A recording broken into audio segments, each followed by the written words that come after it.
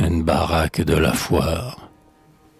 Oh, qu'il était triste, au coin de la salle, comme il grelottait, l'homme au violon. La baraque en planche était peu d'aplomb, et le vent soufflait dans la toile sale. Des bourgeois blasés, l'un d'eux s'en alla, raillaient à plaisir ses vieilles sornettes, ainsi qu'il convient à des gens honnêtes qui sont revenus de ces choses-là.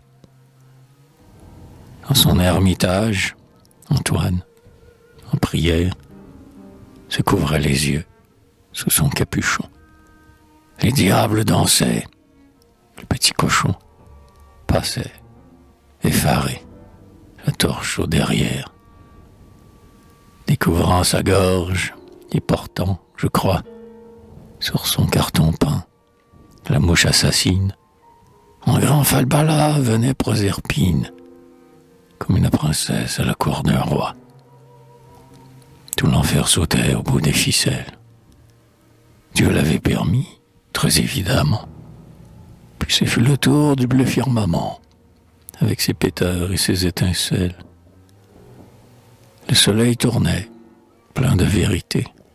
Chaque trou d'étoile était à sa place. Des anges bouffis flottaient dans l'espace, pendus au plafond pour l'éternité. Oh, qu'il était triste. Oh, qu'il était pâle. Oh, l'archet d'un nez raclant sans espoir. Ah, un paletot plus sinistre à voir, sous les transparents aux lueurs de pâle. Comme un cœur entier qu'au sujet mêlé, il fallait répondre aux péripéties, qui étaient soudain pour des facéties. Le libre juron, tout bas grommelé. Il fallait chanter, il fallait poursuivre, pour le pain du jour, la pipe du soir, pour le dur grabat dans le grenier noir, pour l'ambition d'être homme et de vivre.